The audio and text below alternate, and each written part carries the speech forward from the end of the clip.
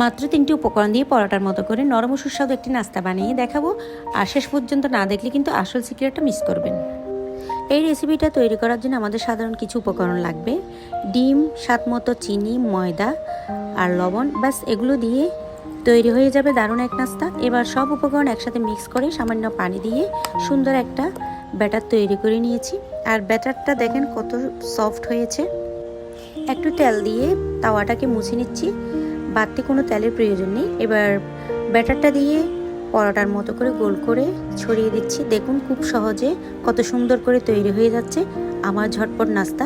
এটা তৈরি করা যেমন সহজ, খেতেও কিন্তু অসাধারণ। এটা সবজি কিংবা মাংসের সাথে পরিবেশন করতে পারবেন। বাড়ির ছোট বড় সবাই এটা ভীষণ পছন্দ করবে। আজকের ভিডিওটা কেমন লাগলো সবাই লাইক কমেন্ট করে জানাবেন। সবাই ভালো থাকবেন। আল্লাহ হাফেজ।